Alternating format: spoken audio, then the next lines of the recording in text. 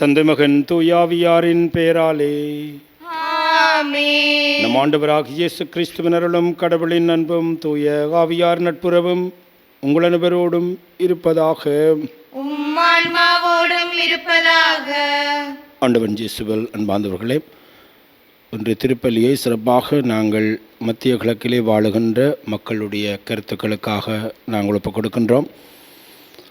சிறப்பாக இந்த போர் மேகங்கள் அந்த பகுதியிலே அகன்று அந்த பகுதியிலே வாழுகின்ற மக்கள் அமைதியோடும் மகிழ்வோடும் வாழ அந்த பகுதியை இறைவன் ஆசீர்வதிக்க வேண்டுமென்றும், போரற்ற ஒரு பிரதேசமாக அந்த பகுதியை இறைவன் மாற்றியருள வேண்டுமென்று இன்றைய திருப்பலியில் நாங்கள் மன்றாடுவோம். சகோதர சகோதரிகளே, தூய மரணிவுகளை கொண்டாட நாம் தகுதி பெறும் பொருட்டு நம்முடைய பாவங்களை ஏற்றுக்கொள்வோம். எல்லாம் வல்ல இறைவனிடமும் சகோதர சகோதரிகளே, உங்களிடமும் நான் பாவி என்று ஏற்றுக்கொள்கின்றேன். ஏனெனில் என் சிந்தனையாலும் சொல்லாலும் செயலாலும் கடமையில் தவறியதாலும் பாவங்கள் பல செய்தேன். என் பாவமே, என் பாவமே, என் பெரும் பாவமே. ஆகையால் எப்பொழுதும் கன்னியான புனித மரியாவையும் வானதூதர்கள் அனைவரையும் சகோதர சகோதரிகளே உங்களையும் நம் இறைவனாகிய ஆண்டவரிடம் எனக்காக வேண்டிக் கொள்ள மன்றாடுகின்றேன். எல்லாம் வல்ல இறைவன் நம்மை இரக்கம் வைத்து நம்முடைய பாவங்களை மன்னித்து நம்மை நிலை வாழ்வுக்கு அழைத்து செல்வாராக. ஆமென். ஆண்டவரே இரக்கமாயிரும். ஆண்டவரே இரக்கமாயிரும். கிறிஸ்துவே இரக்கமாயிரும். கிறிஸ்துவே இரக்கமாயிரும். ஆண்டவரே இரக்கமாயிரும். ஆண்டவரே இரக்கமாயிரும். மன்றாடுவோமாக. இறைவா, தண்ணீராலும் தூயாவியாலும் மறுபுறப்படைந்தவர்களுக்கு விண்ணக ஆட்சியின் நுழைவாயிலை திறந்து விடுகின்றேன். உன் அடியார்கள் மீது நீர் பொழிந்துள்ள அருளை பெருக செய்தருளும். அதனால் அவர்கள் பாவம் அனைத்திலும் இருந்து தூய்மை பெற்று உமது பரிவிரக்கத்தால் எவ்வித வாக்குறுதிகளையும் விளக்காதிருப்பார்களாக. எங்கள் ஆண்டவராகிய கிறிஸ்து வழியாக உம்மை மன்றாடுகின்றோம். ஆமென். முதல் வாசகம். ஆண்டவராகிய இயேசுவே, எனது ஆவியை ஏற்றுக்கொள்ளும். திருத்தூதர் பணிகள் நூலிலிருந்து வாசகம். அதிகாரம் 7, வசனங்கள் தெரிந்தெடுக்கப்பட்டவை. அந்நாட்களில் ஸ்தேவான் மக்களையும் மூப்பரையும் மறைநூல் அறிஞரையும் நோக்கி கூறியது: திமிர் பிடித்தவர்களே, இறைவார்த்தையை கேட்க மறுக்கும் செவியும் ஏற்க மறுக்கும் உள்ளமும் கொண்டவர்களே, உங்களுடைய மூதாதையரைப் போல் நீங்களும் தூய ஆவியாரை எப்பொழுதும் எதிர்க்கிறீர்கள். எந்த இறைவாக்கினரைத்தான் உங்கள் மூதாதையார் துன்புறுத்தாமல் இருந்தார்கள்? நேர்மையாளருடைய வருகையை முன்னறிவித்தோரையும் அவர்கள் கொலை செய்தார்கள். இப்போது நீங்கள் இயேசுவை காட்டிக் கொடுத்து கொன்று விட்டீர்கள். கடவுளின் தூதர்கள் வழியாய் தரப்பட்ட திருச்சட்டத்தை நீங்கள் பெற்றிருந்தும் அதனை கடைப்பிடிக்கவில்லை. இவற்றை கேட்டவர்கள் உள்ளம் கொதித்தெழுந்து அவரை பார்த்து பற்களை நரநரவென கடித்தார்கள். அவரோ தூய ஆவியின் வல்லமையை நிறைவாய் பெற்று வானத்தை உற்று நோக்கினார். அப்பொழுது கடவுளின் மாட்சியையும் அவர் வலப்பக்கத்தில் இயேசு நிற்பதையும் கண்டு, இதோ வானம் திறந்திருப்பதையும் மானிட மகன் கடவுளது வலப்பக்கத்தில் நிற்பதையும் காண்கிறேன் என்று கூறினார். ஆனால் அவர்கள் தங்கள் செவிகளை அடைத்து கொண்டு பெரும் கூச்சலிட்டு ஒருமிக்க அவர் மேல் பாய்ந்தார்கள். நகரத்திற்கு வெளியே இழுத்து கொண்டு போய் அவர் மேல் கல்லெறிந்தார்கள். சாட்சிகள் தங்கள் மேலுடைகளை சவுல் என்னும் இளைஞரிடம் ஒப்படைத்தார்கள்.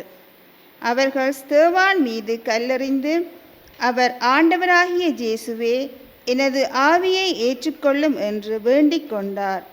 பின்பு முழந்தாட்படியிட்டு உரத்த குரலில், ஆண்டவரே, இந்த பாவத்தை இவர்கள் மேல் சுமத்தாதேயும் என்று சொல்லி உயிர் விட்டார். ஸ்தேவானை கொலை செய்தவருக்கும் சவுலும் உடன்பட்டிருந்தார். இது ஆண்டவர் வழங்கும் அருள்வாக்கு. இறைவனுக்கு நன்றி.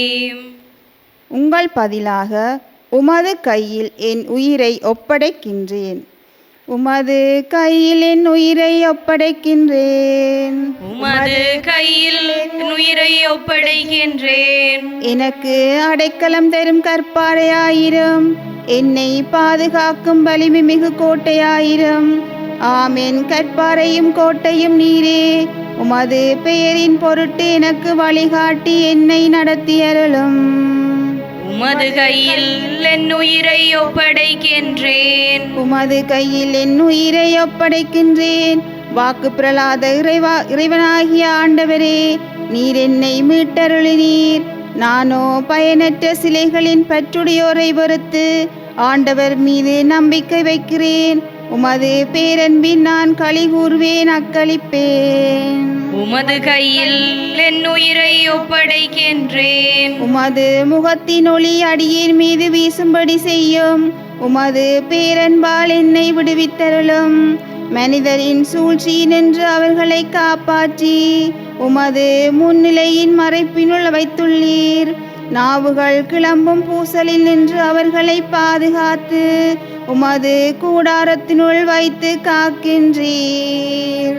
உமது கையில் என் உயிரை ஒப்படைக்கின்றேன்.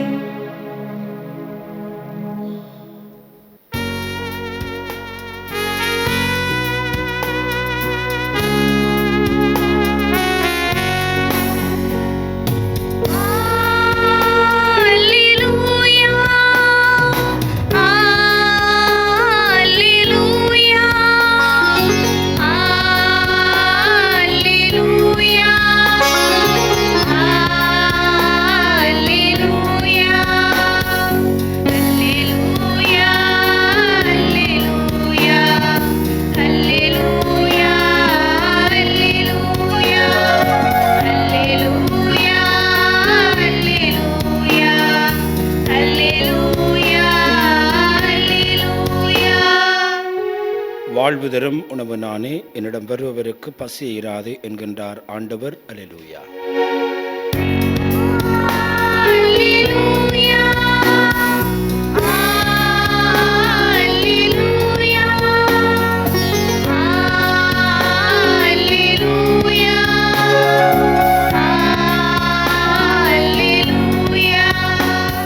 ஆண்டவர் உங்களோடு இருப்பாராக. ஆன்மாவோடும் இருப்பாராக. இந்த யோவான் எழுதிய பரிசுத்த நற்செய்தியிலிருந்து வாசகம். ஆண்டவரே, மாட்சி உமக்கே. அக்காலத்தில் மக்கள் இயேசுவிடம், நாங்கள் கண்டு உம்மை நம்பும் வகையில் நீர் என்ன அருள் அடையாளம் காட்டுகிறீர்? அதற்காக என்ன அருள் செயல் செய்கின்றீர்? எங்கள் முன்னோர் பாலினத்தில் மன்னாவை உண்டனரே, அவர்கள் உண்பதற்கு வானிலிருந்து உணவு அருளினால் என்று மறைநூலில் எழுதப்பட்டுள்ளது அல்லவா என்றனர். இயேசு அவர்களிடம், உறுதியாக உங்களுக்கு சொல்லுகிறேன், வானிலிருந்து உங்களுக்கு உணவு அருளியவர் மோசே அல்ல, வானிலிருந்து உங்களுக்கு உணவு அருள்பவர் என் தந்தையே. கடவுள் தரும் உணவு வானிலிருந்து இறங்கி வந்து உலகிற்கு வாழ்வு அளிக்கிறது என்றார். அவர்கள், ஐயா, இந்த உணவை எங்களுக்கு தாரும் என்று கேட்டுக்கொண்டார்கள். இயேசு அவர்களிடம், வாழ்வு தரும் உணவு நானே, என்னிடம் வருபவனுக்கு பசியே இராது, என்னிடம் நம்பிக்கை கொள்பவனுக்கு என்றுமே தாகம் இராது என்றார். இது வாழ்வு தருகின்ற கிறிஸ்து இயேசுவின் நற்செய்தி. கிறிஸ்துவே உமக்கு புகழ்.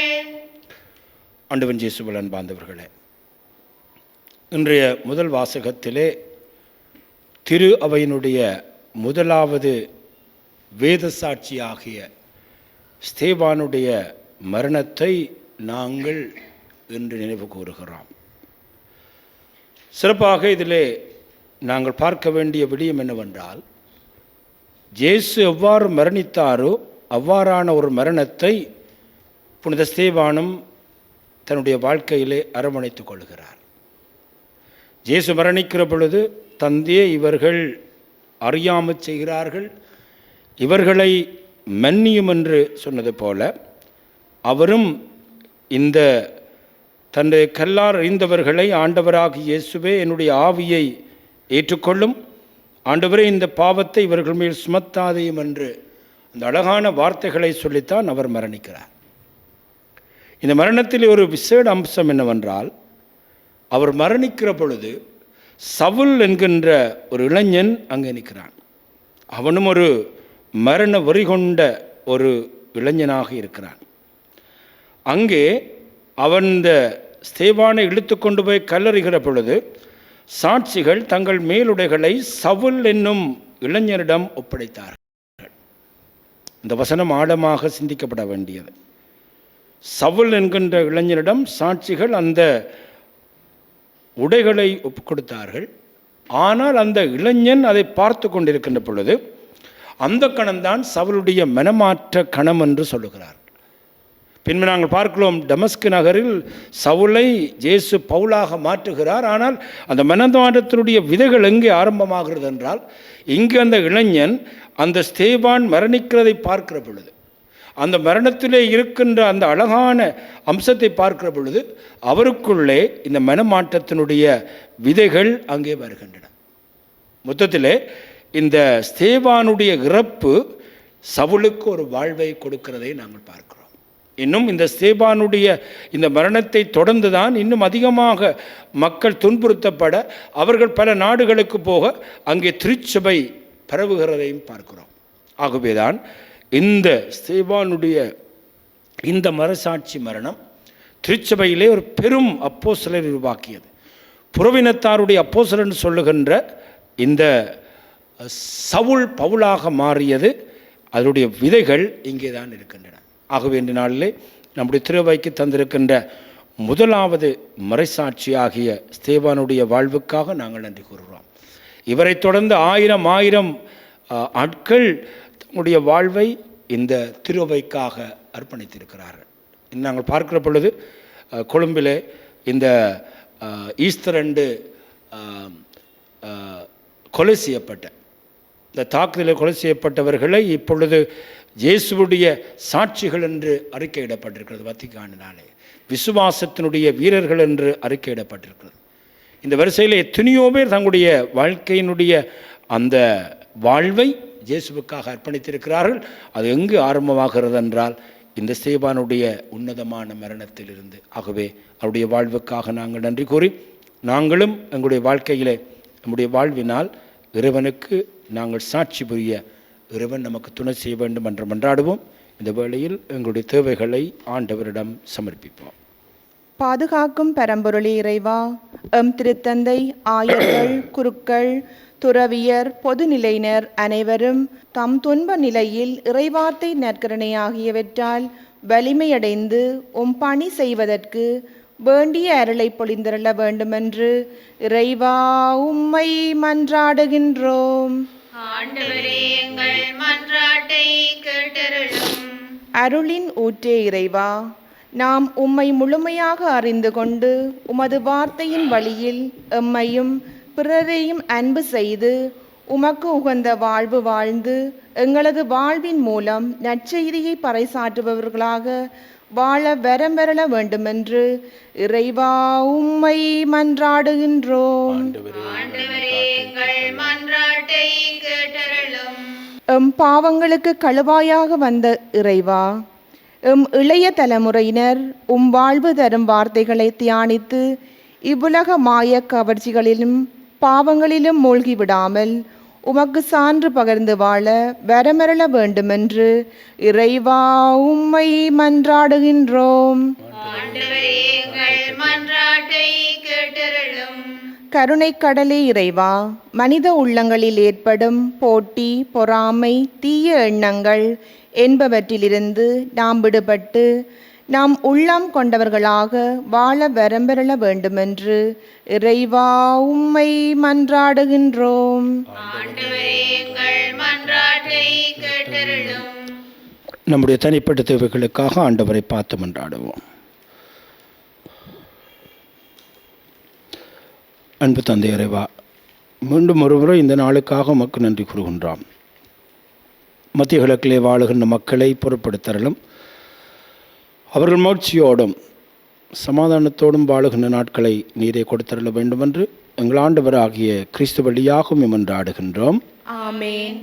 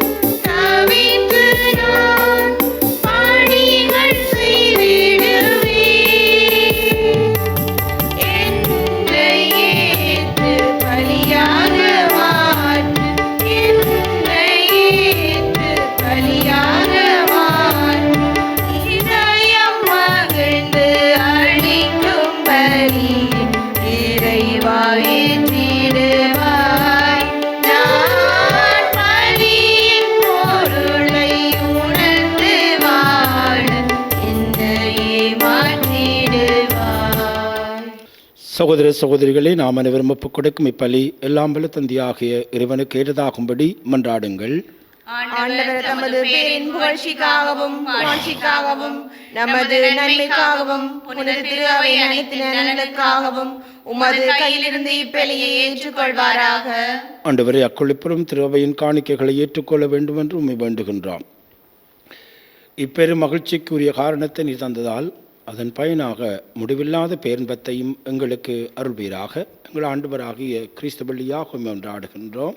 ஆமென். ஆண்டவர் உங்களோடு இருப்பாராக. ஆன்மாவோடும் இருப்பாராக. இதயங்களை மேலே எழுப்புங்கள். ஆண்டவரிடம் எழுப்பியுள்ளோம். நம் இறைவனாகிய ஆண்டவருக்கு நன்றி கூறுவோம். அதுவே தகுதியும் நீதியுமானதே.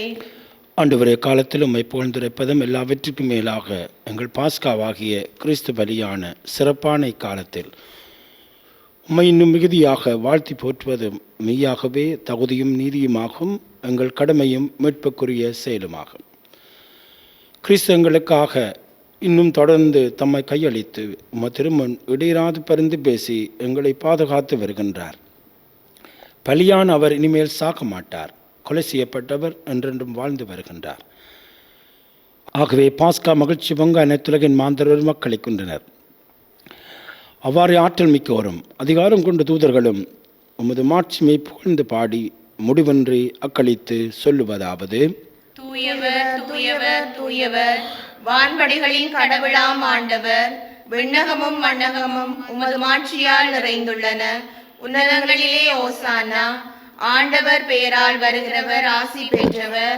உன்னதங்களிலே ஓசானா. ஆண்டவரே, நீர் மெய்யாகவே தூயவர், தூய்மை அனைத்திற்கும் ஊற்று. ஆகவே உம்முடைய ஆவியை பொழிந்து இக்காணிக்கைகளை தூய்மைப்படுத்த வேண்டும் என வேண்டுகின்றான். வாருங்கள், ஆண்டவர் இயேசு கிறிஸ்துவின் உடலும் இரத்தமுமாக எங்களுக்கு இவை மாறுவனவாக. அவர் பாடுபட மனம் வந்து தம்மை கையளித்த பொழுது அப்பத்தை எடுத்து நன்று செலுத்தி அதை பெற்று தம் சீடர்களுக்கு அளித்து அவர் கூறியதாவது: அனைவரும் இதிலிருந்து பெற்று உண்ணுங்கள், ஏனெனில் இது உங்களுக்காக கையளிக்கப்படும் என் உடல்.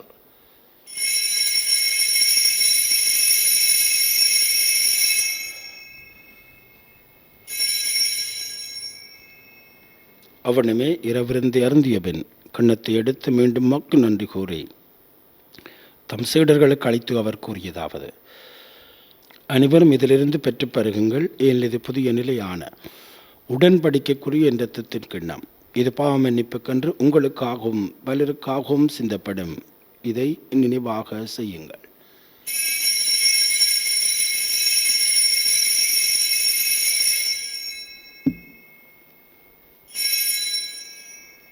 நம்பிக்கையின் மறைபொருள்.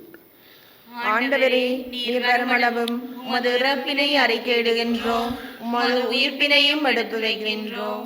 ஆகவே ஆண்டவரே, நாங்கள் கிறிஸ்துவின் இறப்பையும் உயிர்ப்பையும் நினைவு கூர்ந்து வாழ்வு தரும் அப்பத்தையும் மீட்பளிக்கும் கிண்ணத்தையும் ஒப்புக் கொடுக்கின்றோம். உம் திருமணின்று ஊழியம் புரிய தகுந்தவரென எங்களை ஏற்றுக்கொண்டீர். எனவே உமக்கு நன்றி செலுத்துகின்றோம். மேலும் கிறிஸ்து மண்டலம் இரத்தத்திலும் பங்கு கொள்ளும் எங்களை தூய ஆவியார் ஒன்று சேர்க்க வேண்டும் என உம்மை தாழ்மையுடன் மன்றாடுகின்றோம். ஆண்டவரே, உலகெங்கும் பரவியிருக்கும் உடைய திரு அவையை நினைவு கூர்ந்தள்ளும். எங்கள் திருத்தந்தை 14ஆம் லியோ, எங்கள் ஆயர் ஜஸ்டின் ஞான பிரகாசம், எல்லா திருநாக அனைவரோடும் திரு அவை அன்பில் நிறைவு பெற செய்தரலாம். மேலும் உயிர்த்தெழும் எதிர்நோக்குடன் தூக்கிலும் எங்கள் சகோதர சகோதரிகளையும் இறந்தவர்கள் அனைவரையும் இரக்கத்து நினைவு கூர்ந்து திருமுகொழியினுள் ஏற்றருளும். எங்கள் அனைவர் மீதும் இரக்கமாயிரும். கடவுளின் கன்னித்தாயான புனித மரியாள், அவருடைய கணவராகிய புனித ஜோசப், புனித திருத்தூதர்கள், இவ்வுலகில் உமக்கு உகந்தவராயிருந்த புனிதராகிய அனைவருடன் நாங்கள் இலைவாழ்வில் பங்கு கொள்ளும் தகுதி பெற்று உம் திருமகன் இயேசு கிறிஸ்து வழியாக உம்மை புகழ்ந்தேற்றும் பரமருள உம்மை மன்றாடுகிறோம். இவர் வழியாக இவரோடு இவரில் எல்லாம் வல்ல இறைவனாகிய தந்தையே, தூய ஆவியாரின் ஒன்றிப்பில் எல்லா புகழும் ஆட்சியும் என்றென்றும் உமக்கே உரியதே. நாம் அனைவருடன் இயேசு நமக்கு கற்பித்தபடி வானக தந்தையை நோக்கி ஒன்றாக செபிப்போமாக. முன்னுலகில் இருக்கிற எங்கள் தந்தையே, உமது பெயர் தூயதென போற்ற பெறுக. உமது ஆட்சி வருக. உமது திருவிழம் விண்ணுலகில் நிறைவேறுவது போல மண்ணுலகிலும் நிறைவேறுக. எங்கள் அன்றாட உணவை இன்று எங்களுக்கு தாரும். எங்களுக்கு எதிராக குற்றம் செய்தோரை நாங்கள் மன்னிப்பது போல எங்கள் குற்றங்களை மன்னியும். எங்களை சோதனைக்குட்படுத்தாதேயும், தீமையிலிருந்து எங்களை விடுவித்தருளும். ஆண்டவரே, தீமனத்திலும் எங்களை விடுவித்து எங்கள் வாழ்நாளில் அமைதியை கருள வேண்டும் என்று உம்மை மன்றாடுகின்றோம். உமது இரக்கத்தினுவியினால் நாங்கள் பாவத்திலிருந்து எப்பொழுதும் விடுதலை பெற்று யாதொரு கலக்கமின்றி நலமாயிருப்போமாக. நாங்கள் நோக்கியிருக்கும் பேரின்பத்திற்காகவும் மீட்பராகிய இயேசு கிறிஸ்துவின் வருகைக்காகவும் காத்திருக்கின்றோம். ஏனெனில் ஆட்சியும் வல்லமையும் ஆட்சியும் என்றென்றும் உமதே. ஆண்டவராகிய இயேசு கிறிஸ்துவே, அமைதியை உங்களுக்கு விட்டு செல்கிறேன், என் அமைதியை உங்களுக்கு அளிக்கின்றேன் என்று உம்முடைய திருத்தூதர்களுக்கு மொழிந்தீரே. எங்கள் பாவங்களை பாராமல் உமது திரு அவை நம்பிக்கையே கனிவுடன் கண்ணோக்கி உமது திருவுளத்திற்கேற்ப அதற்கு அமைதியையும் ஒற்றுமையும் அளித்தருள்வீராக. என்றென்றும் வாழ்ந்து ஆட்சி செய்கின்றவர் நீரே. ஆண்டவருடைய அமைதி உங்களோடும் என்றும் இருப்பதாக. உம்மான்மாவோடும் இருப்பதாக. ஒருவருக்கொருவர் ஆண்டவர் இயேசு கிறிஸ்துவின் அமைதியை அருகில் இருக்கின்றவர்களோடு பாய்ந்து கொள்வோம். உங்களுக்கு அமைதி. உலகின் பாவங்களை போக்கும் இறைவனின் செம்மறியே, எங்கள் மேல் இரக்கமாயிரும். உலகின் பாவங்களை போக்கும் இறைவனின் செம்மறியே, எங்கள் மேல் இரக்கமாயிரும். உலகின் பாவங்களை போக்கும் இறைவனின் செம்மறியே, எங்களுக்கு அமைதியை அளித்தருளும். இதோ இறைவனின் செம்மறி, இதோ உலகின் பாவங்களை போக்குகின்றவர். செம்மறி என்பிருந்து களைக்க பெற்றோர் பெறு பெற்றோர். ஆண்டவரே, நீர் இல்லத்தில் எழுந்தருள நான் தகுதியற்றவள். ஆனால் ஒரு வார்த்தை மட்டும் சொல்லியருளும், எனது ஆன்மா நலமடையும். கிறிஸ்துவின் திருச்சரீரம் இரத்தமும் நம்மை காத்து நித்திய வாழ்வளிப்பதாக. ஆமென்.